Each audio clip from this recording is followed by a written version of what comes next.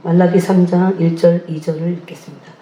만군의 여호와가 이르노라. 백호라, 내가 내 사자를 보내리니 그가 내 앞에서 길을 준비할 것이요 또 너희가 구하는 바 주가 갑자기 그의 성전에 임하시리니 곧 너희가 사모하는 바 언약의 사자가 임하실 것이라. 그가 임하시는 날을 누가 능히 당하며 그가 나타나는 때에 누가 능히 서리요. 그는 금을 연단하는 자의 불과 표백하는 자의 진물과 같을 것이라. 아멘. 그 다음에 4장 4, 5, 6절을 읽겠습니다. 너희는 내가 호렙에서 온 이스라엘을 위하여 내 종 모세에게 명령한 법 곧 율례와 법도를 기억하라. 보라, 여호와의 크고 두려운 날이 이르기 전에 내가 선지자 엘리야를 너에게 보내리니 그가 아버지의 마음을 자녀에게로 돌이키게 하고 자녀들의 마음을 그들의 아버지에게로 돌이키게 하리라. 돌이키지 아니하면 두렵건대 내가 와서 저주로 그 땅을 칠까 하노라 하시니라.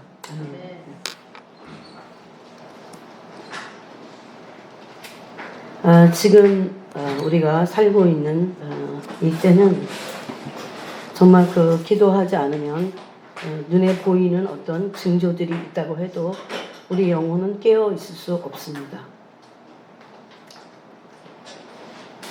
아무리 영적인 지식이 있고 또 그 전에 은혜 받은 그런 흔적이 있어도 우리가 매일 주님께 기도하지 않으면 우리의 신앙을, 믿음을 유지할 수 없습니다. 우리는 지난주에도 우리가 나눴습니다. 히브리서 10장 22절 말씀을 통해서 우리의 참 신앙을 갖기 위해서 우리는 참 마음이 필요하다고 했습니다. 그 다음에 그 참 마음을 가지고 여러분, 참되다고 하는 것은 하나님 한 분밖에 없습니다. 참 마음이 돼야 참 믿음이 우리에게 생깁니다. 이것은 내가 믿겠다고 해서 믿어지는 게 아니라 온전한 마음이 변화될 때, 그렇게 변화될 때, 그 변화조차도 성령이 원할 때 하십니다. 물론 우리는 간절히 그것을 원해야 됩니다. 지금 이 마지막 때 내가 뭘 원해야 되는지를 알아야 돼요. 내가 뭘 원하고 내가 저 세상에 빠져갖고 그것을 원하면 그대로 될 겁니다. 그런 참 믿음과 참 마음으로 참 믿음을 가져야 되는데 이 참 신앙은 궁극적으로는 어떤 사람이 순교할 거냐 안 할 거냐 그런 게 아니라 순교자적인 믿음이 필요합니다. 마지막 때는. 그럼 이 순교자적인 믿음은 뭐냐?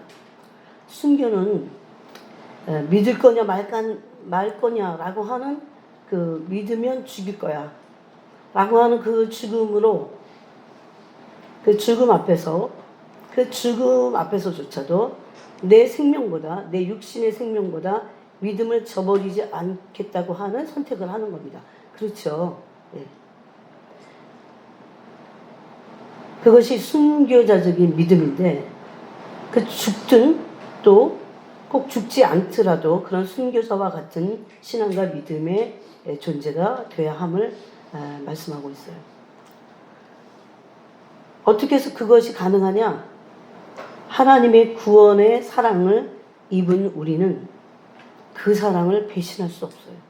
진짜 그 구원의 사랑을 받았다면, 구원의 은혜죠. 그 구원의 은혜를 받았다면 결국은 우리는 그 사랑을 배신할 수 없어서 죽음이 정말 두렵지 않은 건 아니에요. 그렇지만 그 사랑을 배신할 수 없어서 제가 곰곰이 생각해 봤어요. 그 사랑을 배신할 수 없어서 죽음을 선택하는 게 뭘 선택해요? 죽음을 선택하는 게 순교입니다. 그 사랑을 배신할 수 없어서. 그것은 모든 상황의 삶에서 하나님을 선택하는 거랑 똑같습니다. 우리가 모든 일반적인 삶 속에서 우리는 하나님을 선택할 거냐 아닌가를 지금도 우리는 그런 기로에 서 있죠. 삶의 상황에서요. 갑자기 어느 날 목숨을 내놓으라고 할 때에 갑자기 순교하는 게 아닙니다. 그래서 하나님을 선택하고 일반적인 어떤 상황에서도 배교하지 않을 믿음이 있어야 돼. 그게 순교자적인 삶을 살 때 가능합니다. 근데 이것은 어떻게 해서 그런 삶으로, 여러분 잘 들으셔야 돼요. 어떻게 해서 이런 믿음이 생기지? 어떤 사람은 생기고 어떤 사람은 안 생기고 어떤 사람에겐 주시고 안 주시고 그런 게 아니에요. 사실 우리는 이스라엘 1세대들이 어마어마한 구원의 은혜를 입었어요. 그래서 요새 여러분 우리 신명기서 나누고 있거든요. 신명기서 큐티를 하십니까? 거기 보면 그 하나님의 구원의 은혜를 하나님 자신이 이 선지자들 통해서 뭐라고 하시냐면 강한 손과 표심팔이다 그럽니다. 강한 손과 편팔로 어떻게 구원하셨다고 그 구원을 이렇게 묘사를 하고 있냐면 놀랍다. 그 구원이 놀랍고 기이하고 위대한 구원이다. 크고 위대하신 구원이다. 그렇게 말합니다. 그거는 구원의 은혜를 받은 사람들이에요.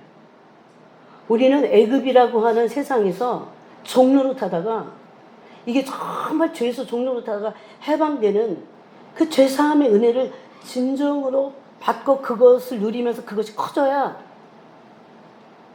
그 구원의 은혜가 얼마나 큰지 알거든요. 네.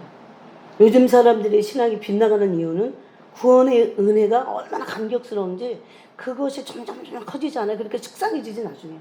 처음에는 구원의 은혜를 잠깐 감격하다가 나중에 점점 시간이 지나가면서 어떻게 됩니까?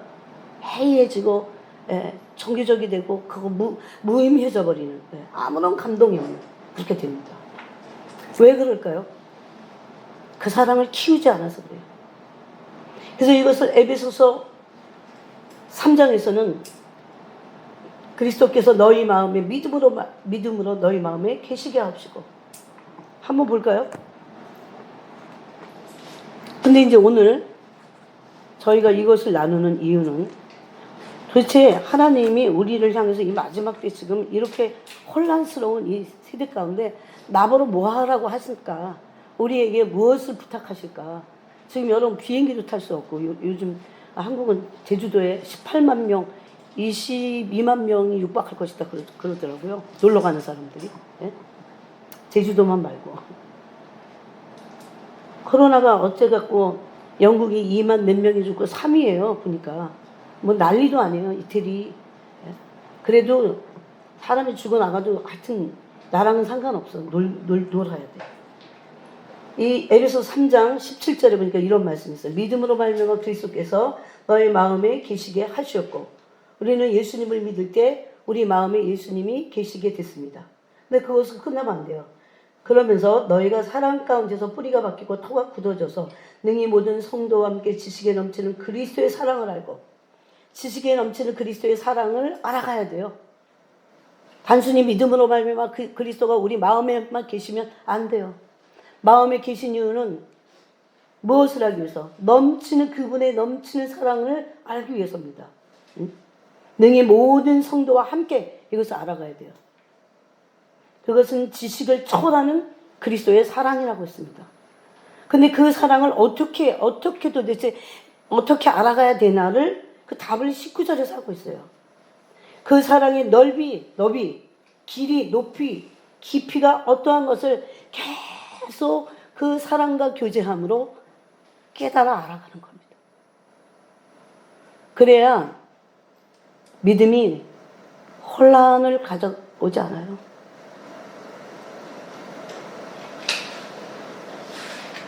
주님과의 사랑이 작년보다 올해 깊어졌나요? 사랑을 계속하면 깊어집니다. 남녀도 서로 안 보잖아요. 그러면 사랑이 식어.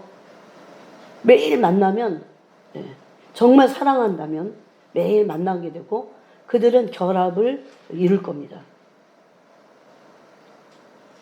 제일 중요한 것은 우리의 신앙에서 열쇠고 모든 것을 가능하게 하는 심지어 순교자적인 삶을 살게 하는 첫 번째 열쇠는 뭐냐? 정말 그리스도의 그 구원의 은혜를 강한 손과 표심팔로 우리 구원하셨거든요. 그 구원의 은총을, 죄사함의 은총을 알아가는 거예요. 한 번으로 안 돼요. 계속 알아가면서 속지 말아야 돼요. 신앙생활을 진짜 해보면 그런 번영의 복음들, 사람의 가르침이 잘못됐다는 걸 알게 돼요, 여러분. 진짜 믿으면. 진짜 믿지 않고 믿음이 뭔지 내용을 모르고 헤매기 때문에 그런 사람들의 말에 넘어갑니다. 여러분, 주님을 날마다 계속해서 그 사랑의 넓이를 알아가는 거예요. 그분하고 교제해서. 계속 그분과 교제하는 거예요. 오늘도 또 교제함으로 뭐 어제와 오늘이 완전히 다르다 그럴 수는 없지만 적어도 몇 달 전하고 지금이 틀리고 그게 정상이잖아요. 작년보다는 올해에 여러분 믿음이 깊다는 것은 사랑이 깊은 거거든요. 사랑의 넓이가 넓어진 거예요. 그 지평선이. 사랑의 길이가 길어지고 이걸 이렇게 표현을 했어요. 우리의 사랑의 마음을 빼앗아가는 게 뭐예요? 아니 사랑조차 하지 않는 사람들이 얼마나 많습니까? 오늘 여러분은 주님을 사랑하셨나요? 그분은 우리로부터 구원의 그 강한 손과 표심팔로 우리를 구원하신 그 위대하신 구원을 이루신 분으로서 어마어마한 사랑을 우리에게 주신 분으로서 우리에게 사랑을 받기에 합당하신 분이세요. 우리가 사랑을 해보면 이것도 알아요. 그러므로 종교가 못하는 것은 사랑하는 겁니다. 주님을 사랑할 수 없어요, 그들은. 만약에 여러분이 전인격으로 주님을 사랑하지 않는다면 여러분은 종교인인 것입니다. 처음에는 그리스도가 마음의 믿음으로 말미암아 그리스도가 우리 마음에 계시게 한 다음에 계속 사랑을 키워갔어야 되는데 마음을 나누고 계속 나누고 그 구원의 그 은총을 알아가기를, 그 사랑을 알아가기를, 도대체 십자가에서 나를 위해서 죽으시고 그 품속에 있던 아끼는 아들을 내어주신 아버지의 사랑은 도대체 어떤 건가? 그 사랑을 알아가야 되거든요. 다른 무슨 열심을 내고 무슨 종교적인 열심을 내고 그래도 사랑하지 않는다면, 사랑을 알아가지 않는다면 어제도 했었고 오늘도 하셨어야 돼요. 사랑하는 거예요, 그분을. 근데 우리에게는 충분한 근거가 강한 손과 표심팔로 우리를 구원하신 구원의 은혜가 있는 겁니다. 근데 그분을 사랑하지 않는 것은 이미 그것이 배신이에요, 배신. 그래서 매일 사랑하는 거예요. 매일 사랑을 놓치지 않으려고. 매일 사랑하면 사랑이 어떻게 되는 줄 아세요? 마음에 새겨집니다. 사랑을 시작도 안 한 사람들, 사랑을 해야 된다는 것 자체를 알지도 못하는 사람들. 이제 곧 어떤 환난의 때가 올 때 누가 이길 수 있습니까? 하나님을 사랑한 사람들입니다. 믿음이 좋다는 것은 단순히 내가 원하는 것을 이루기 위해서 믿습니다 하는 그런 가짜 믿음이 좋은 것을 말하지 않습니다. 하나님을 사랑할 때, 그 사랑이 온전해질 때 순교자적인 신앙은 가능합니다.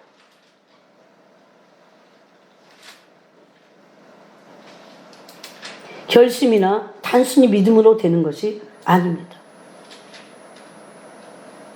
제가 이번 주에도 지난주부터 이걸 알게 됐어요.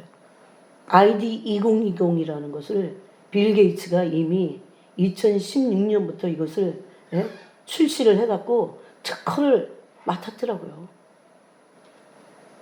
보니까 디지털 잉크를 몸에 주입하는 거야. 근데 그게 뭐 어떻게 잉크를 주입해 그랬더니 잉크가 아니라 그 아주 미세 10억분의 1, 10억분의 1의 미세 입자들을 몸에다가 주입하기 위해서, 주사하기 위해서 그 어떤 액체를 만드는 거죠. 근데 그 액체는 없어지고 그래서 그 신분이 그 주입받은 그 사람의 신분을 알 수 있는, 그래서 ID 2020 이게 계획이에요. 그 특허 번호가 뭔지 아세요? 특허 번호가 W2020-060606이야. 666. 네. 올해부터. 얼마나 때가 네? 갑자기 확 이렇게 덮치는 느낌이 들어요. 그런 생각을 해봤어요. 만약에 그때 우리가 남아있다면 주님 사랑하지 않는 사람들이 그 이마에 인침을 받지 않은 자들이 다 그 표를 받게 될 겁니다. 여러분 지금은 주님을 온전히 사랑하는 그 믿음을 보일 때입니다. 그래서 주님을 사랑하게 될 때 당장 순교할 거냐 말 거냐 그 앞에 죄를 이길 수 있게 돼요. 주님 사랑합니다. 죄를 이길 수 있게 합니다. 물론 한 번에 다 되진 않아요. 또 깨어지고 또 무너지면서 하나님이 나를 이토록 사랑하셨는데 그래서 여러분 이스라엘을 향한 구원의 은혜에 대해서 하나님이 신명기서에만 몇 번을 얘기했어요. 내가 너희를 구원할 때 강한 손과 편팔로 너희를 구원했다. 이런 위대한 구원을 받은 어느 민족이 있느냐 그렇게 말합니다. 그래서 이따가 시간이 되면 한번 우리가 확인 차원에서 읽어보겠습니다. 그러므로 하나님을 진실로 계속해서 사랑하는 사람들은 그거는 하나님과 사랑하는 거 마음을 나눈 거잖아요.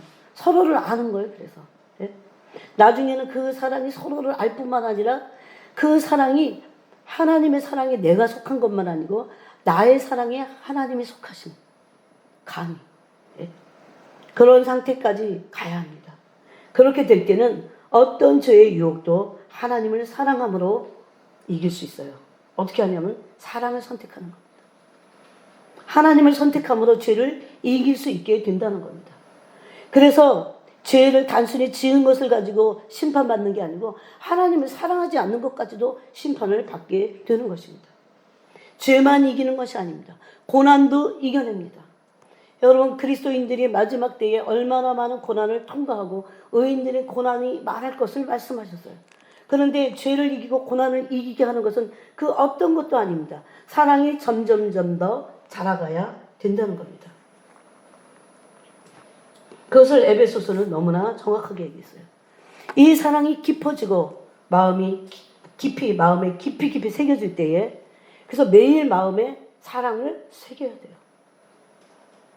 여러분 우리가 어떤 사람을 사랑하게 될 때 그러죠. 그것이 마음에 새겨지는 겁니다. 마음에 새기게 너무 깊어서 이별이 고통스러운 거죠. 마음에 새긴다는 것은 사랑의 마음을 계속 키워가는 거예요. 그렇게 하셨어요? 그렇게 한 줄을 그렇게 하셨어요? 그런 시간을 반드시 하루에 보내야 돼요. 따라 떼서 보내야 돼요. 제가 먼 길을 떠나는 청년들이나 또 우리 그 자녀들에게도 그래요. 정말 마음에 하나님을 사랑해야 돼요. 하나님을 사랑하는 것을 마음에 새겨야 됩니다. 저는 마음에 새기라고 그랬죠. 신명기 6장에도 그랬고 신명기 9장에도 계속 그 계명을 지킬 것을 말씀합니다. 그렇게 마음에 깊이 이 사랑을 새기게 될 때 하나님을 사랑하는 존재로 바뀝니다. 이건 놀라워요. 그래서 존재의 변화가 그래서 일어나는 거지. 사랑하지 않는데 율법 아래서 무슨 존재의 변화가 일어나요? 그건 불가능해요. 그렇게 될 때 로마서 8장 37절 말씀대로 넉넉히 이겨요. 넉넉히. 어떤 것이든지 성경은 넉넉히 이긴다고 했습니다. 즉 죄를 이깁니다. 또 고난도 이겨요. 아무리 무시무시한 고난도 성령의 능력으로 이기게 된다고 말씀합니다. 자기 아들을 아끼지 아니하시고 우리 모든 사람을 위하여 내주시니까 어찌 그 아들과 함께 모든 것을 우리에게 주시지 아니하겠느냐. 그러면서 누가 우리를 그리스도의 사랑에서 끊으리요 그랬어요. 모든 것을 아들과 함께 주셨다는 것은 사랑의 클라이막스 다 주셨다는 거예요. 그런 사랑을 받은 우리를 누가 그 사랑에서 끊겠느냐는 거예요. 뭐가 못 끊습니다. 환난도 못 끊어내요. 공고도 못 끊어요. 저는 이걸 믿습니다. 하나님을 사랑하면 이걸 믿게 돼 있어요. 공고가 없습니까? 있습니다. 네. 진짜 주님을 사랑하면 예, 있어요. 사람들로부터 왕따를 당하고 사람들이 우리를 무시하고 예? 괴롭히고 괜히 미워하고 정말 사랑하면 그래요. 그리스도를 정말 사랑하면 그래요. 그것이 싫으면 이제 그리스도를 사랑하는 데서 멀어지겠지만 밖에 왜 없습니까? 있습니다. 기근, 그리스도를 사랑할 때 기근도 옵니다. 그리스도 사랑하면 축복만 받는다고 사람들이 막 얘기하잖아요. 그런 면이 없지 않아 있습니다. 오늘 우리가 읽은 신명기서에도 보니까 하나님은 우리가 수고한 모든 일에 마침내 때가 되니까 수고한 모든 일에 복을 주시려고 그런다. 이렇게 말씀하시죠. 그래서 연단하셨다 그래요. 하지만 그 과정에서 우리는 박해도 받고 공고도 있고 환난도 있고 위험도 받습니다. 칼도 있어요. 죽임을 당하기도 합니다. 이것이 믿음장이라고 하는 히브리서에서도 말씀하고 있어요. 심지어 기록된 바 그 시편 44편을 인용해서 우리가 종일 주를 위하여 죽임을 당하게 되면 도살할 양같이 여김을 받았나이다 그랬어요. 그러나 이 모든 일에 우리를 사랑하신 이로 말미암아 우리가 넉넉히 이기니라 그렇게 말씀했어요. 그러므로 환난뿐만 아니라 죄도 이기고 환난도 이기고 박해도 이기게 되어 있다는 겁니다. 이 사랑이 바로 깊어져야 되는데 이 사랑이 지금 이제 절정에 달해야 됩니다. 우리는 신랑이신 주님과의 사랑이 깊어지도록 교제가 그 사랑이 마음을 깊이 나눠야 돼요. 깊이 교제해야 돼요. 얕은 마음 말고 내가 원하는 것을 해달라고 하는 그런 마음만 말고 여러분 근데 이 사랑은 고통 속에서 더 깊어집니다. 희한해요. 사랑이 깊은 교제를 통해서 우리는 주님을 사랑하게 되고 그래서 사랑을 매일 키워가는 겁니다. 사랑을 매일 키워갈 때 여러분 기도 속에서 이 기도를 해야 돼요. 사랑을 매일 키워가는 거예요. 주님의 마음을 알고자 해야 돼요. 사랑을 키울 때 주님의 마음을 알게 돼요. 받고 알게 돼요. 그것을 통해서 우리가 그분을 사랑하고 승리하게 되는 겁니다. 계속 이 사랑이 마음의 전체에 새겨지면 마음을 다른 데에 빼앗기지 않게 돼요. 그게 빼앗겼는지 안 빼앗겼는지 도대체 뭔지도 모르는 그냥 믿음이 좀 떨어졌나 그게 아니에요. 분명하게 빼앗긴 걸 알게 돼요. 분명하게 내가 다시 찾을 때 찾은 걸 알게 돼요. 이게 바로 마음을 조금만 나누는 게 아니라 전심으로 깊은 마음을 나누는 교제를 하게 될 때 그 사랑의 비밀을 간직할 수 있게 되고 계속 사랑 안에 있게 돼요. 그런 자들만 그 사랑으로 자신을 이기고 거대한 세속의 물을 이겨낼 수 있어요. 환난도 이기고 또 이 말씀을 믿어서 이길 수 있는 겁니다. 세상의 가치관에 속지 않게 돼요, 여러분. 저는 이제 중보기도를 할 때 어떤 사람들이 기도할 때 주님 그런 세상 한복판에서 그 가치관에 물들면 어떨까요? 주님. 속지 않도록 주님의 사랑으로 보호막으로 쳐주시고 그 심령의 가장 깊은 그 중심의 동기에 사랑을 부어주세요. 주님. 그리고 막 그 불같은 화살 같은 기도가 막 나와요. 그렇지만 그 기도를 본인이 받는 겁니다. 계속 그러면요 주님과 마음을 진짜 쌍방적으로 나눠요. 마음을. 주님과 마음을 나눌 수 있어요. 그런 감동이 이번 주도 있었어야 돼요. 주님을 사랑하는 감동이. 예?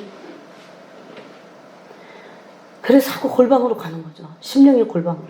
주님을 대면하고 싶어서. 그 사랑을 나누고 싶어서. 그 마음을 알고 싶어서. 예? 그 마음을 알 때 고통스러울지라도 그 마음을 알고 싶어서. 여러분 제가 몇 주 전에도 그랬어요. 이게 코로나19가 전 세계 이렇게 확산돼 한국은 진짜 웬일인지 지금 잠잠해요. 이렇게 확산되는데 정말 여러 가지 문제와 함께 여러 가지 일들이 지금 일어나고 있어요. 이미 다 계획된 일들이에요, 이게. 그런데 제가 기도할 때마다 하나님의 은혜가 느껴지는 거예요. 뭐 저한테만이 아니에요. 하나님의 은혜가 전 세계에 운행하고 계시는구나. 그럼에도 불구하고 그들이 죽더라도, 그들이 살더라도, 고쳐서 살더라도 이런 마음을 제가 알게 되니까 기도할 수 있는 거예요. 하나님은 놀라운 일을 지금도 하고 계실 겁니다. 구원의 섭리죠. 구원의 역사를. 네. 그렇지만 그 구원의 은혜에 강한 손과 표심팔로 구원하신과 동시에 하나님 하시는 게 있어요. 징계와 심판도 동시에 하고 계십니다. 그런 사랑의 부르심을 우리가 받았습니다. 그 사랑이 아니고는 우리는 이 마지막 때를 절대 통과할 수 없을 겁니다. 이런 말씀은 여러분과 너무 많이 나눴어요. 근데도 안타깝게 마음에 주님을 정말 사랑하는 그 사랑을 날마다 키우지 않는 그런 상태에 있다면 너무나 안타까운 겁니다. 그런데 디모데후서 3장 2절이니까 완전히 반대의 세상을 지금 살고 있고 그 세상은 쾌락을 사랑하고 있습니다. 디모데후서 3장 2절을 보니까 쾌락 사랑하기를 하나님을 사랑하는 것보다 더하다 그랬어요. 우리를 하나님이 사랑의 대상으로 부르셨어요. 그걸 망각한 거죠. 그러니까 안 믿는 사람이 쾌락이 목적인 거하고 믿는 사람이 믿는다고 하면서 쾌락이 목적인 거하고는 완전히 틀린 거예요. 그렇게 살아서는 안 되는 거죠. 마땅히 하나님을 사랑하도록 우리는 부르심을 받았습니다. 우리의 존재의 정체의 부르심 뭘까? 부르심 그러지만 하나님을 사랑하도록 부르심을 받았어요. 그래서 이스라엘 백성을 구원의 은혜를 베푸신 거야. 하나님을 사랑하라고, 하나님을 경외하고 섬기라고, 하나님을 사랑하여 경외하라고. 신명기에서 여러분 그렇게 돼 있어요. 그래서 강한 손과 표심팔로 그들을 구원하신 거예요. 그들이 너무나 어두워서 깨닫지 못해요. 하나님을 사랑함으로 경외하게 될 때 그들이 받을 복이 어떤지를 알지 못해요. 그저 세상 사랑하고 쾌락을 추구하기에 바빴어요. 그러므로 광야 1세대는 하나님을 사랑하는 것에 실패함으로 그들의 신앙이 믿음이 실패했어요. 우리는 마땅히 하나님을 사랑하도록 부르심을 받았습니다. 그리고 이 하나님을 사랑하라는 것은 가장 크고 첫째 되는 계명입니다. 그럼에도 불구하고 쾌락을 사랑함으로 하나님을 사랑하는 영광스러움을 버린 상태예요. 하나님을 사랑하는 것은 너무나 영광스러운, 하나님을 사랑할 수 있는 것은 너무나 다행이고 너무나 축복이고 너무나 감사하고 영광스러운 거예요. 심지어 로마서 1장 21절에 보니까 마음의 정욕대로 사람들이 살고 있다고 합니다. 하나님은 알되 영화롭게도 하지 않고 감사치도 않으면서 그 마음의 정욕대로 사람들이 살고 있다고 말합니다. 그건 믿지 않는 자들을 향해서 하신 말씀이 아니에요. 심지어 아까 제가 하나님을 사랑하는 것은 영광스러운 거라고 그랬는데 로마서 1장 21절에 보니까 피조물을 조물 주 하나님보다 더 경배하고 섬긴다고 그랬어요. 그래서 썩어지지 않은 하나님의 영광을 바꿔버리는 거예요. 그런 정욕이 우리가 하나님을 사랑함으로 그것을 뿌리쳐 뽑아야 됩니다. 요한일서 2장 16절에 보니까 이것을 육신의 정욕과 안목의 정욕, 이생의 자랑 이렇게 말합니다. 이런 모든 정욕에 의한 쾌락은 자기를 사랑하는 마음에서 비롯됩니다. 디모데후서 3장 2절에 보니까 자기를 사랑해요. 그래서 마지막 시대의 우상은 자기입니다. 자기를 사랑하는, 쾌락을 사랑하는. 자기밖에 몰라. 그래서 결국은 경건의 모양은 있어요. 교회 다니고 하니까. 그렇지만 경건의 능력은 부인한다고 주님 말씀하십니다. 즉 종교 생활은 하지만 정작 실제 삶에서는 하나님과 사랑함으로 동행하지 않아요. 여러분 어떻게 동행해요? 사랑해야 동행하는 거예요. 사랑의 교제 없이 하나님과 동행할 수 없습니다. 에녹이 300년 동안 하나님과 동행했다고 하는 것은 하나님을 사랑했다는 거예요. 사랑 없는 빈 껍데기로 무슨 동행을 할 수 있어요? 아니 오래 못합니다. 그렇게 오래 못해요. 그렇지만 오래 하고 지속적으로 하고 영원히 할 수 있는 것은 사랑이에요. 그런 걸 하나님 사랑하지 않는 사람들 빨리 모든 것을 스톱하고 하나님을 사랑할 수 있는 그 일에 시간을 보내야 됩니다. 하나님과의 사랑의 교제는 신앙의 엑기스예요, 엑기스. 비밀이에요, 그래서. 이것이 하나님과 동행하지 않는 믿는다고 하는 신자들의 삶의 실상입니다. 그럼 그런 종교인들은 어떨까요? 실상은 자기가 목적하고자 하는 자신의 뜻대로의 삶을 살면서 외적으로는 얼마든지 경건한 모양의 신앙생활을 하는 척 하는 겁니다. 실질적으로 마음속에는 하나님을 사랑하는 게 없어요. 왜 그럴까요? 하나님을 정말 원하지 않으니까. 하나님 한 분을 정말 원해야 사랑하게 돼요. 너무나 많은 것을 두 마음을 가지고는 그냥 사랑할 수 없어요. 사랑이 안 되는 거예요. 이미 그것을 구약에도 그랬고 예수님이 산상수훈에서도 그렇게 말씀하셨어요. 여러분 요즘 찬양도 조심해야 됩니다. 어떤 찬양들은요, 나를 위로해주는 하나님, 그거밖에 몰라. 나의 꿈을 펼쳐주는 하나님, 엄청 믿음 있는 것 같잖아. 나에게 복만 주신 하나님, 찬양이 그걸로 끝나. 그건 찬양이 아니에요.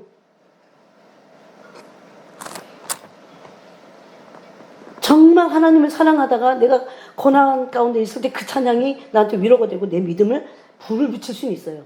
그렇지만 일방적으로 하나님을 사랑하진 않으면서 그런 찬양만을 쫓아다니면서 그런 말만 듣기를 원하는, 그거는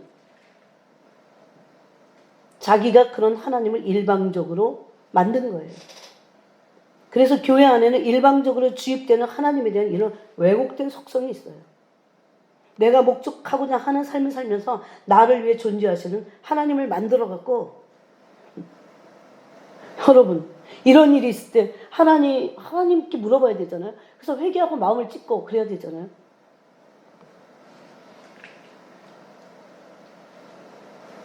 그렇게 만들어진 하나님을 믿고 섬기는 그것은 재앙이에요. 그렇게 되기도 쉽습니다. 왜? 고난이 싫으니까. 너무 이기적인데 어떻게 하나님을 사랑하는 게 안 돼요. 처음에 그 구원의 은혜를 받자마자 우리가 사랑을 키우는 거예요. 계속. 사랑의 길이와 너비와 깊이와 높이에서 자라가는 겁니다. 그럼 지금쯤 10년, 20년, 30년 지나면 하나님을 사랑하는 베테랑들이 돼요. 하나님의 사람입니다. 그래서 어떤 사람들은 한 20년 전에 사랑했어. 한때. 근데 지금 다 까먹었어. 아예 안 사랑해. 그래서 주님이 어느 날 이러셨어요. 나한테 옛날에 러버, 사랑하는 자는 있대요. 근데 신부들 없대요. 신부들이 너무 적어. 그 러버들도 지금 배신했다. 여러분 그런 말씀을 한번 들어보세요. 가슴 막 찢어져.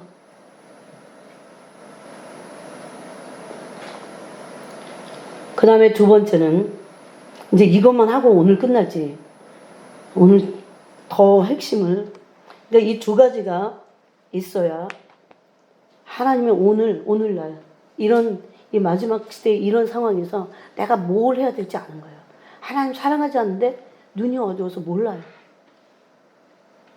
두 번째는, 그런 진정으로 사랑을 가지고 하나님과 깊이 교제하는 사람들, 마음을 나누는 사람들, 그런 사람들이 하나님의 선하심과 인자하심의 사랑을 믿고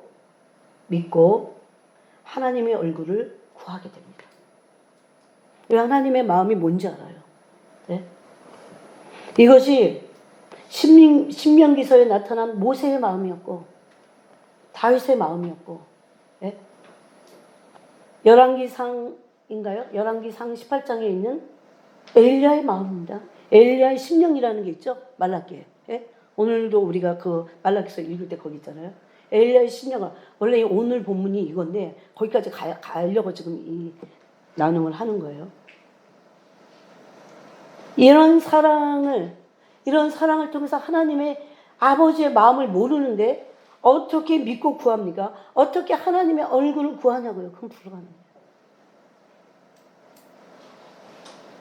그래서 아무리 심판의 때고, 아무리 하늘이 문이 다 닫히고 완전히 하나님의 진노의 심판만 남아있다고 해도 그 사랑을 진짜 믿고, 사랑의 교제가 있는 사람이에요.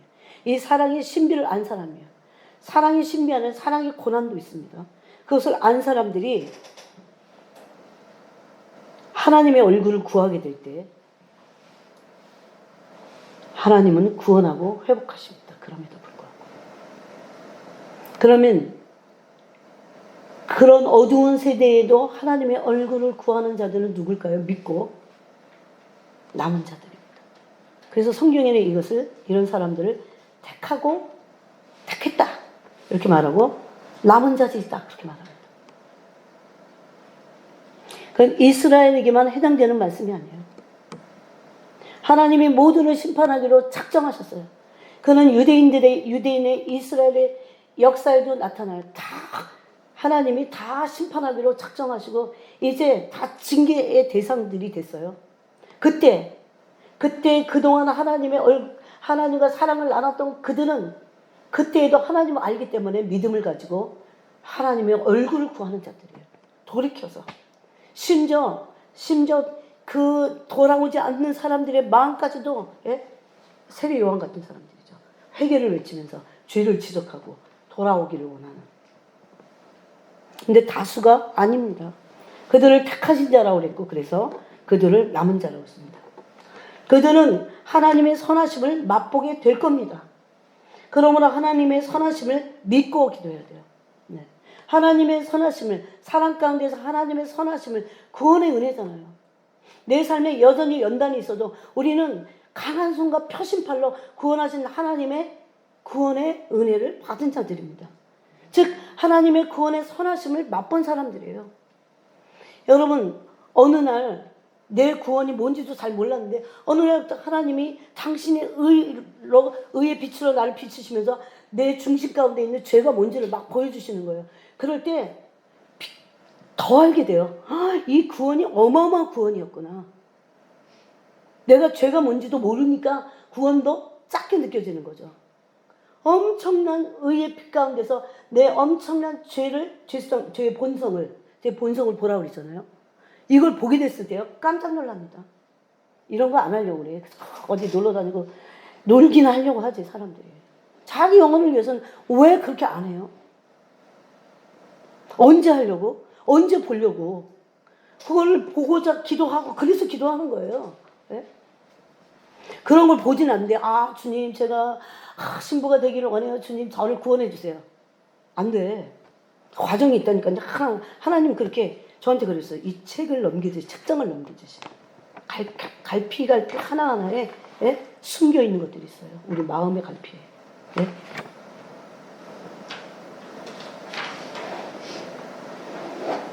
그러므로 하나님의 얼마나 구원하심이 선한지 강하신 팔로, 펴신 팔로 이스라엘 구원하셨어요. 근데 그들의 목적은 하나님의 그런 위대하시고 크고 강하신 그 구원의 은혜가 어떤지에 관심이 없었어요. 그저 광야에서 어떻게 하면 안 죽고 살아나고 거기서 잘 먹고 잘 살까. 여전히 광야인데도 불구하고 그랬어요. 여러분, 하나님은 우리를 사랑하시기 때문에 당신의 선하심을 맛본 사람들이 그 하나님을 구하게 될 때, 하나님의 얼굴만을 구하게 돼 있어요. 그렇게 될 때 새 일을 행하실 것입니다. 정말 새 일을 행하실 것을 믿어야 돼요. 하나님과 정말 교제하면서 엄청나게 매도 맞습니다. 하나님 사랑한다고 매를 안 때리는 게 아니에요. 그런데 그런 사람들 어떤지 아세요? 진짜들 울부짖어요, 하나님께. 하나님 왜 이러세요가 아니라 그냥 하나님 부르는 거야. 주의 얼굴을 구하는 거예요. 왜 그거 밖에는 우리가 할 수 있는 게 사실 완전히 극단적인 상황에 가면 그거밖에 할 게 없습니다. 근데 그걸 안 하는 거죠. 오로지 믿고 하나님의 얼굴을 구하는 것밖에 없어요. 여러분, 정말 극단적인 상황에 갔을 때는 하나님을 믿을 수밖에 없어요. 하나님의 선하심을 믿을 수밖에 없어요. 하나님의 선한 일을 하시도록 하나님께 간구할 수밖에 없어요. 살만하니까 구하지 않는 겁니다. 그래서 하나님의 선하심을 믿는 것입니다. 그들은 하나님이 새 일을 행하실 것을 믿고 하나님의 새 일을 행하시도록 간구합니다. 한을 품고 구하는 거예요.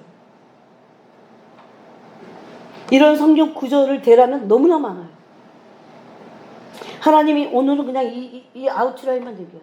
하나님의 강한 손과 편팔을, 하나님이 강한 손으로 펴신팔로 구원의 은혜를 우리에게 다시 베풀어 주시옵소서.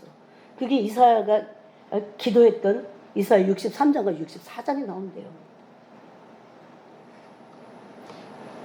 그럼 믿고 구하는 거예요. 그래서 이렇게 믿고 구하는 사람들은 포기하지 않습니다. 그 믿음. 새 일을 행하실 것을 계속적으로 믿고 감사하고 때로 찬양합니다. 그걸 믿기 때문에.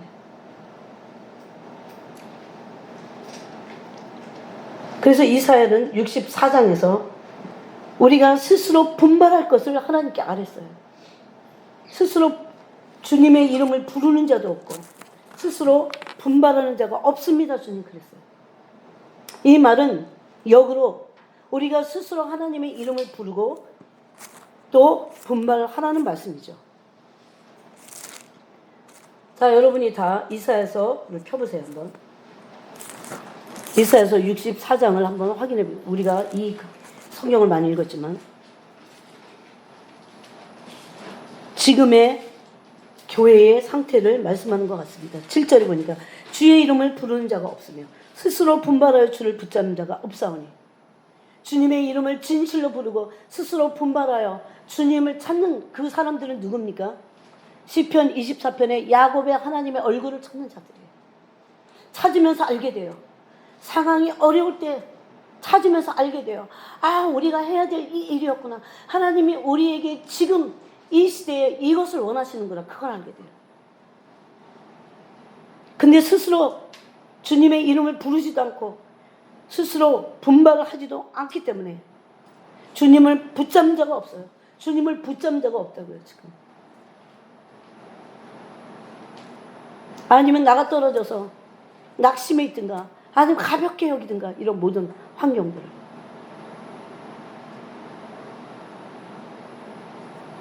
그래서 우리는 스스로 분발해서 주님의 이름을 부르면서 죄를 인정하고 하나님께 돌아가기를 원해야 돼요. 이것은 크게 본 큰 그림이에요. 포기하지 않는 기도를 해야 돼요. 그러면 하나님의 얼굴을 구하는 그 믿음이 필요해요. 네. 하나님의 얼굴을 구했는데 지금 당장 그분이 우리에게 당신의 얼굴빛이 비추지 않는다 해도 비추지 않는 게 아니에요. 정말 믿음은 비치냐 안 비치냐 금방 기도하고 또 보고 그러는 게 아니죠. 그건 시험하는 겁니다.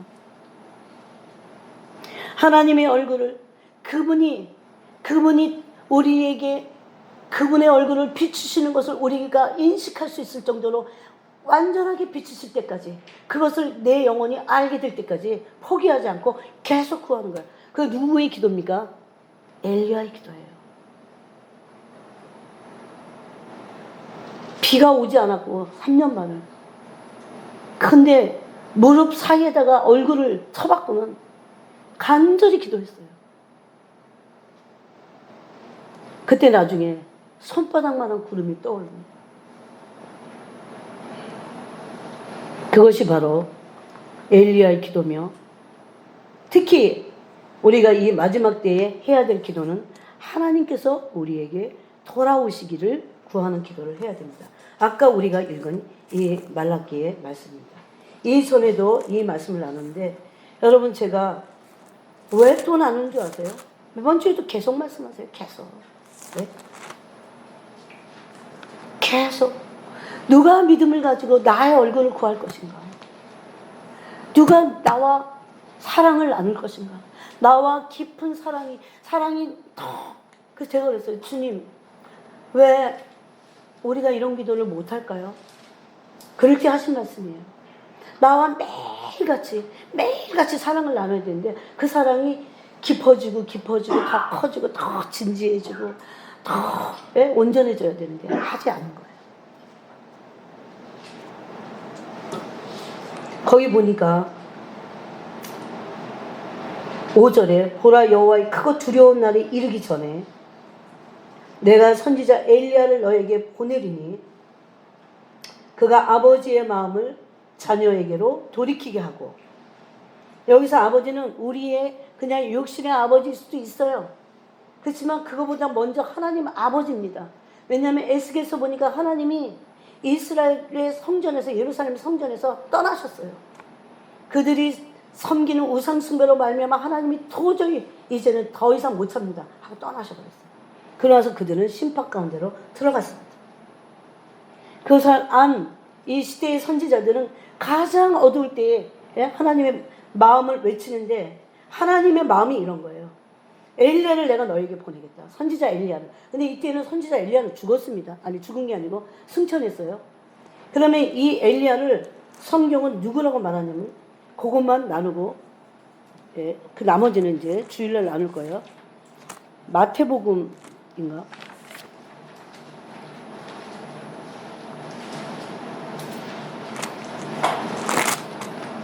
11장에 보면 예수님이 그 엘리야가 누군지를 예수님이 해석하십니다. 11장 12, 13, 14절 읽겠습니다. 시작. 세례 요한의 때부터 지금까지 천국은 침노를 당하나니 침노하는 자는 빼앗느니라. 모든 선지자와 율법이 예언한 것은 요한까지니 만일 너희가 즐겨 받을진대 오리라 한 엘리야가 곧 이 사람이니라. 예. 말라기서에서 말씀은 내가 선지자 엘리야를 보낼게 라고 하셨는데, 그때 엘리야는 승천하고 없잖아요. 몸은 없잖아요.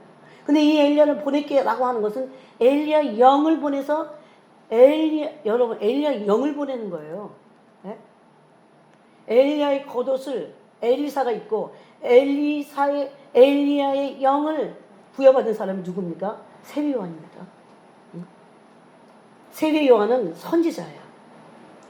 세례 요한이 와서 마지막 선지자였지. 엘리야가 오리라고 한 사람이 이 사람이라고 예수님은 그래서 귀 있는 자는 들어라고 합니다.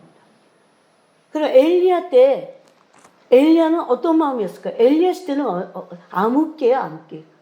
부광조 이스라엘의 암흑기예요. 물론 여로보암 1세 때부터 시작한 금송아지를 섬겼던 그 우상 숭배가 이제 극을 달해갖고 아하방 때는 하나님의 선지자를 다 갖다가 죽이고, 아사랴 목상과 바알신을 섬겼습니다. 그들이. 이거는 역사에도 정말 없을 그럴 일이에요. 또 남유다도 마찬가지예요. 남유다 문하세 55년 동안 북이스라엘, 에브라임이라고 부르는 북이스라엘보다도 더 끔찍하게 우상숭배를 극단적으로 했습니다. 이게 참 희한해요. 하나님을 섬기다가 안 섬기면 우상숭배자들로 전락하는 것 같아요. 마귀가 가만두지 않겠죠. 네? 그래서 그 선지자 엘리야를 누가 보냅니까? 하나님 보내시겠다는 거예요. 마지막 때에. 언제 전에? 언제? 크고 여호와의 크고 두려운 날이 이르기 전에. 그러니까 지금입니다.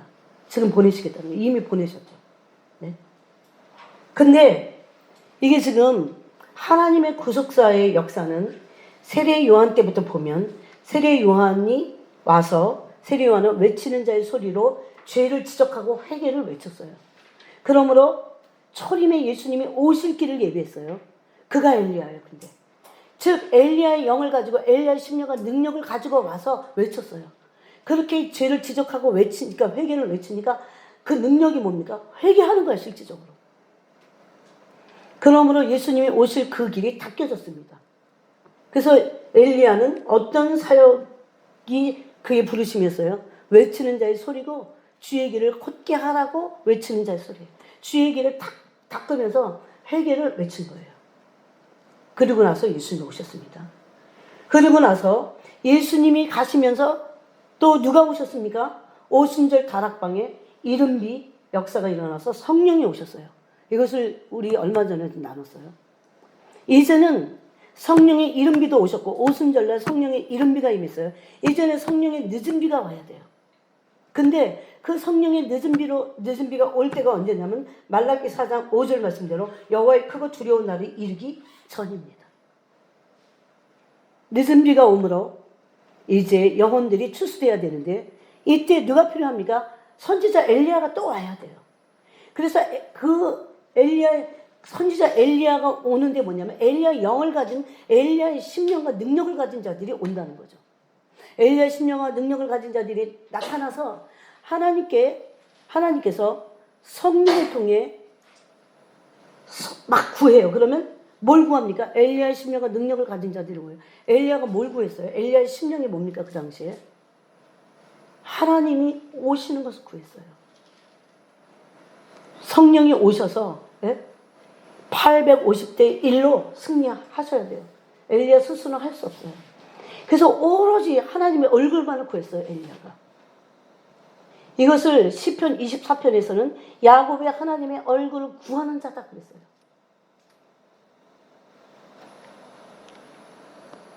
예수 그리스도의 재림은 크고 두려운 날이 임하고 나서 예수 그리스도께서 오실 겁니다. 근데 크고 두려운 날이 오기 전에 엘리야의 심령과 능력을 가진 엘리야 같은 선지자가 나와서 하나님께서 우리에게 돌아오시도록 해야 돼요. 왜? 그것을 누가복음이 말하고 있기 때문이에요. 자, 보겠습니다. 그러면 엘리야의 심령과 능력을 가진 예수님이 마태복음 11장에서 말씀하신 그 엘리야는 세례 요한인데, 세례 요한은 어떤 존재였나를, 어떤 존재가 어떤 사역을 할 거고 왜 왔는지를 누가복음 1장이 말씀하고 있습니다. 15절 보겠습니다. 15절부터 한번 읽어볼게요. 17절까지 읽겠습니다. 시작.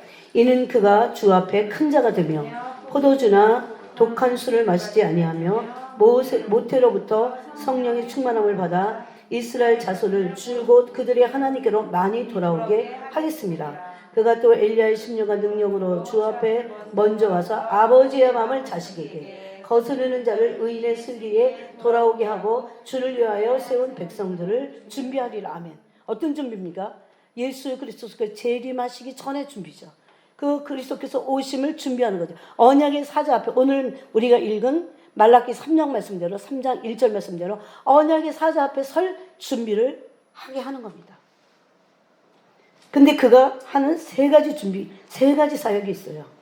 결국은 우리가 하나님께 돌아가기 위해서 첫 번째는 17장에 보니까 17절에 보니까 1장 17절에 또 그가 엘리야의 심령과 능력으로 주 앞에 먼저 와서 아버지의 마음을 자식에게. 똑같습니다. 아까 말라기 말씀대로. 아버지의 마음이 자식에게로 돌아와야 돼요. 여러분 지금 하나님의 마음을 받은 자들이 이 기도를 할 수 있어요. 우리의 관심이 어디에 있습니까? 세상은 다 이렇게 예수님이 오실 길을 마련하기 위해서 세상은 지금 엄청난 사건들이 터질 겁니다. 이제 가을로 지나가면서 어쩌지 뭐예요. 오늘 뉴스 보니까 이 지구의 70-80%의 인구들이 다 감염이 되기 위해서 한 2년이 걸린대요. 그래야 아마 이 코로나 바이러스가 없어질 것 같다고 그랬어요. 주춤할 거라고 그랬어요. 2년이 걸린대. 2년. 그 안에 주님 오실 수도 있어요. 이때 우리는 혼란을 느끼고 두려움을 느끼고 그럴 게 아니에요. 정말 뭐 해야 됩니까? 엘리야의 심령으로 한마디라도 기도해야 돼요. 하나님께서 우리에게 돌아오시도록. 그게 바로 여호와의 크고 두려운 날이 임하기 전에 엘리야가 와야 되고 엘리야가 와서 해야 될 일이에요. 지금 그 엘리야가 세례 요한인데 그 세례 요한이 초림의 예수님이 오시기 전에 와서 한 게 뭐예요? 아버지의 마음을 자녀에게로 돌리고 자녀의 마음을 아버지에게 돌리고 그 다음에 뭐라고 그랬어요? 거스르는 자를 의인의 슬기에 돌아오게 한다 그랬어요. 여러분 얼마나 하나님을 배역하고 배교하고 또 대적하는 세대입니까 지금이? 음란이면 음란, 영적인 거면 영적인 거, 온갖 것을 가지고 사상과 이론과 철학과 모든 것, 교육이면 교육, 네? 문화면 문화, 모든 것을 가지고 하나님을 대적하는 세대에 거스리는 세대예요. 그 거스리는 자를 의인의 슬기에 돌아오게 한다고요. 그러니까 돌아올 자들이죠. 예? 돌아올 자들인데 돌아오지 못하고 헤매고 있는 그 자들을 그래서 우리가 한 사람 한 사람을 놓고 기도하는 것도 필요하지만 우리는 큰 기도를 해야 돼요. 하나님 우리에게 돌아오시옵소서. 당신이 돌아오지 않기 때문에 우리의 자녀들이 돌아오지 않습니다. 이렇게 기도해야 돼요. 그 기도를 누가 했습니까? 이사야서 63장에 보면 주께서 우리에게 돌아오지 않는 그렇게 기도했어요. 또 세 번째로는 주를 위하여 세운 백성을 준비하는 그 사역을 했다는 겁니다. 그것이 바로 죄를 지적하고 회개를 외친 것입니다.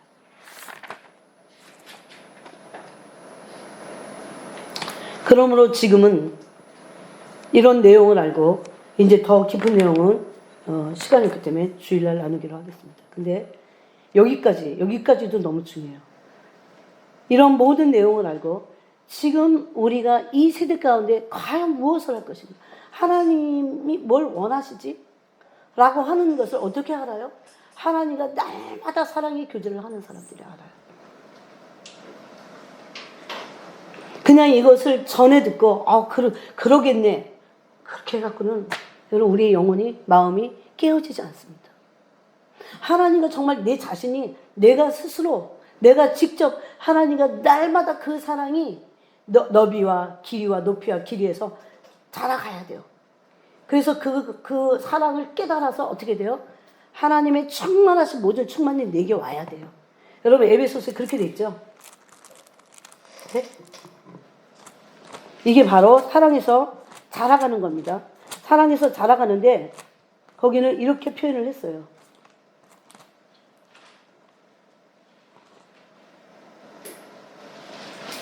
그 너비와 길이와 높이와 깊이가 어떠함을 깨달아.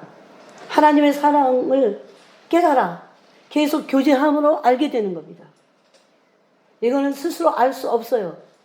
하나님이 깨닫게 하시는 겁니다. 깨달아. 하나님의 모든 충만하신 것으로 너에게 충만하게 하시기를 구하노라.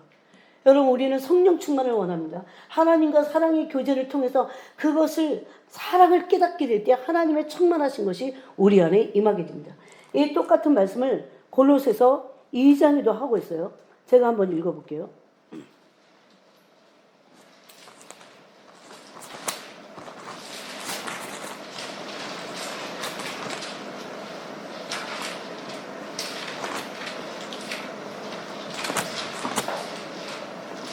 골로새서 2장 9절에 보니까 그 안에는 여기 그는 그리스도를 말합니다. 그리스도 안에는 신성의 모든 충만이 그러니까 하나님의 신성의 모든 충만은 하나님의 모든 충만이죠. 아까 에베소서에서 말씀하신 그 충만입니다. 그 신성의 모든 충만이 그리스도 안에는 육체로 거하고 계세요. 육체 안에 거하고 계세요. 하나님의 모든 신성의 충만이. 그럼 이것이 우리에게는 어떻게 가능해요?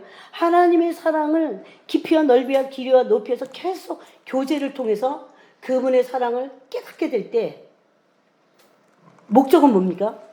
하나님의 모든 충만하심이 너에게도 충만하게 되기를 원한다는 거예요. 하나님의 모든 충만은 뭡니까? 골로새 2장 9절에서는 하나님의 신성의 충만함이에요.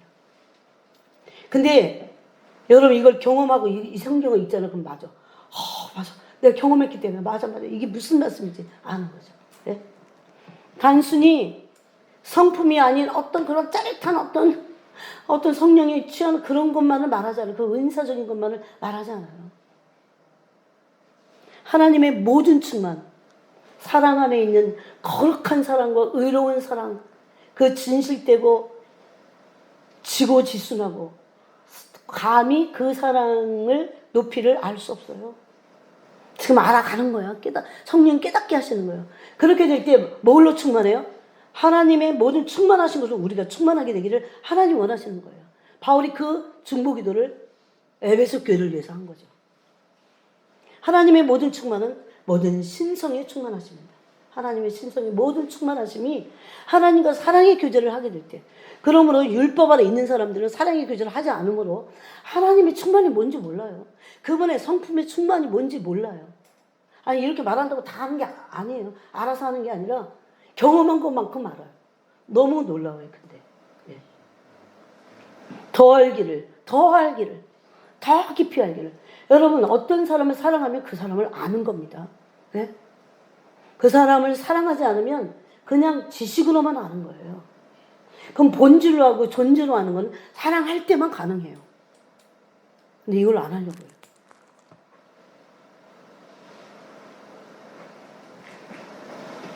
그래서 그 하나님의 사랑을 안 사람들이 하나님의 충만하신 그 마음에 있는 그 뜻을 알게 되고 믿음으로 구할 수 있어요. 왜? 하나님은 긍휼과 자비의 아버지세요. 여러분 로마서 11장에 보면 이스라엘과 이방인을 말하면서 이방 교회를 말하면서 뭐라 그럽니까? 하나님이 모든 사람을 불순종하는 가운데 가두어 두시는 때가 되면 어떻게 해요? 긍휼하심을 베푸시려고. 이해할 수 있는 사람이에요? 이해돼요? 저는 아직도 이거 이해 안 돼요. 하나님이 너무 내 식으로만 고정된 게 있어서 그래요. 불순종하는데 가두고 두셨어.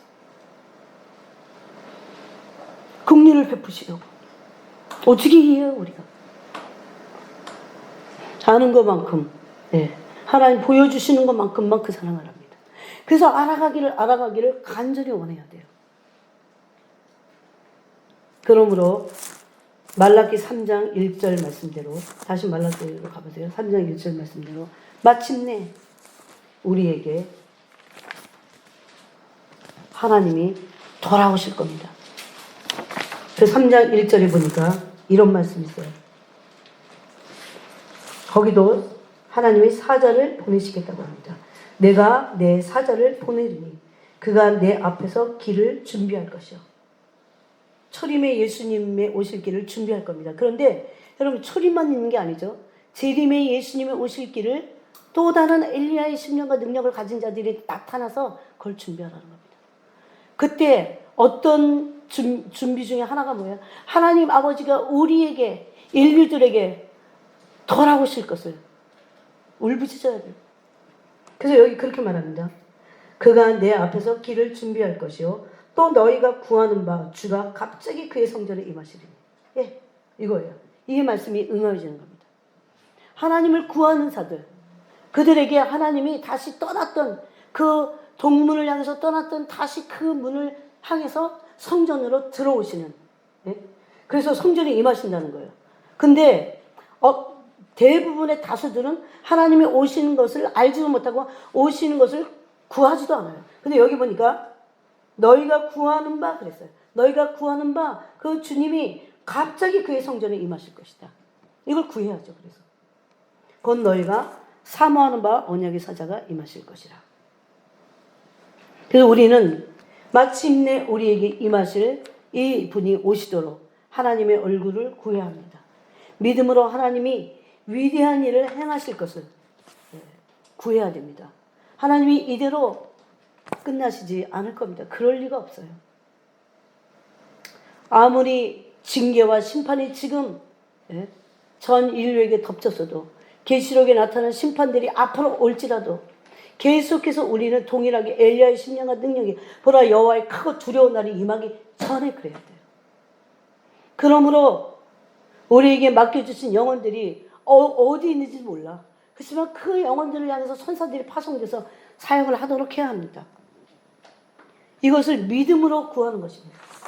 하나님의 얼굴을 구하는 것입니다. 믿음이 있는 사람들은 그분을 사랑함으로 그분이 그렇게 그 사랑을 믿기 때문에 그분이 그 일을 행하실 것을 그 영혼들을 구하실 것을 알아요. 아까도 그랬잖아요. 로마서 11장은 심지어 불순종한 가운데 가두어 주셔서 지금은 우리가 볼 때 그들을 불순종해서 구원받지 못할 것 같잖아요. 근데 때가 되면 우리가 그렇게 하나님이 우리에게 돌아오시도록 그런 기도를 통해서 하나님이 어떻게 해요? 긍휼을 베푸시는 거죠. 그래서 하나님을 사랑하는 사람들은 하나님의 얼굴을 구하게 돼 있어요. 그 믿음으로 하나님이 강한 손과 표심팔로 구원의 은혜를 다시 베푸시고 회복하실 것을 믿고 구할 수 있다는 겁니다. 이거는 엄청난 믿음이에요. 마지막 때 우리가 가져야 될 믿음입니다. 그것을 또 간절히 원해야 돼요. 하나님이 오시기를 간절히 원해야 돼요. 또 오셔서 행하실 일을 기대하면서 그 일로 하나님께 감사와 찬양을 드리는 자들입니다. 하나님 자신이 돌아오셔서 새 일을 행하시고 택하신 자들, 남은 자들을 회복하시는, 아직까지도 택했지만 돌아오지 않을 남은 자들이 아직도 있잖아요. 이스라엘도 있잖아요, 여러분. 구원이 완성되지 않았잖아요. 이게 바로 그 회복하시는 여호와의 크고 두려운 날이 오기 전에 하나님이 엘리야 같은 선지자들을 보내셔서 엘리야 10년간 능력으로 울부짖게 해서 첫 번째 엘리야는 세례요한이었고 그 다음에 이제 그래서 초림을 준비했다면 이제 예수 그리스도 다시 오실 재림을 준비하는 엘리야 10년간 능력을 가진 자들이 나와서 하나님이 아버지가 우리에게 돌아오시도록 그것을 그 얼굴을 믿음으로 구해야 됩니다. 그것입니다. 그러면 예수 그리스도의 재림은 마지막 종말의 사건이고 구속 사역을 위한 이 기도는 우리가 구속 사역을 위한 동반자가 되는 그런 기도입니다. 이 기도는 하나님의 구원의 역사를 위해서 그 기도를 하나님이 쓰실 겁니다. 네, 쓰실 겁니다. 세례 요한의 그 헌신과 기도를 쓰셨듯이. 네. 여러분이 어디 있든 참 그 골방 기도를 통해서 그렇게 하나님께 울부짖었으면 좋겠어요. 그런데 그들은 단순히 기계적으로 이런 기도를 하는 사람들이 아니에요. 하나님의 마음을 아는 사람들이에요. 하나님 사랑하기 때문에. 뭐 그들이 뭐 그렇게 막 금방 당장 막 위대하고 엄청 그러지 않아요. 근데 지금 마지막 때는 그런 숨은 사람들이 필요합니다. 하나님 마음을 깊이 알고 있는 사람들. 예? 너무나 큰 연락 가운데서 징계를 받지만 그럼에도 불구하고 하나님을 사랑하고 하나님의 마음을 알고 징계를 그 연단을 돌파하면서 하나님의 사랑을 저버리지 않은 사람들, 하나님이 나를 사랑하고 있다는 그 믿음에 확신을 가진 사람들이 또 하나님의 마음을 알기 때문에 이 기도를 할 수 있는 겁니다. 기도하겠습니다. 하나님 감사합니다.